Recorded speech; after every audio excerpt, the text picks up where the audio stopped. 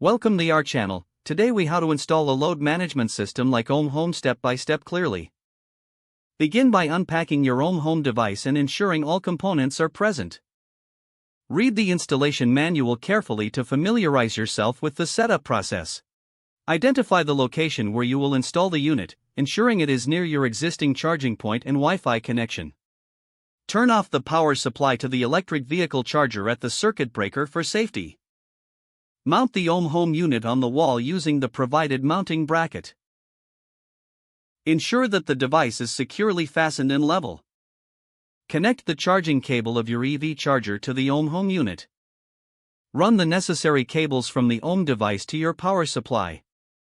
Follow the color-coded wiring guide in the manual to make the proper connections. Use wire nuts to secure all connections. Once connected, carefully tuck any excess wiring back into the mounting area. Restore power at the circuit breaker, turning it back on. Download the Ohme app from the App Store or Google Play. Create an account or log in if you already have one. Open the app and follow the on-screen prompts to pair your Ohme Home device. Ensure the Ohme Home unit is connected to your home Wi-Fi network through the app.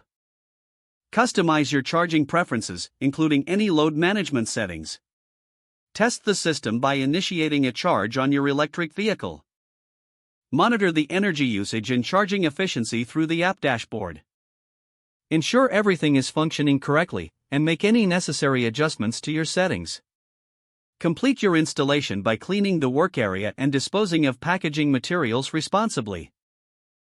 If the page does not load, refresh the browser or try again in a private or incognito window. Make sure you are using the correct email address, then retype it carefully to avoid small typos.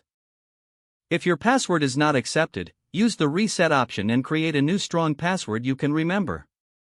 Check your spam folder for verification or security emails, then complete any requested confirmation steps.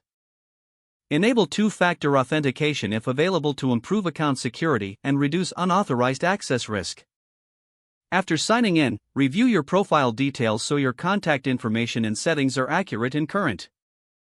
If you see an error message, note it down and try again after restarting your device and internet connection. Don't forget to like this video and subscribe to our channel for more step-by-step tech guides.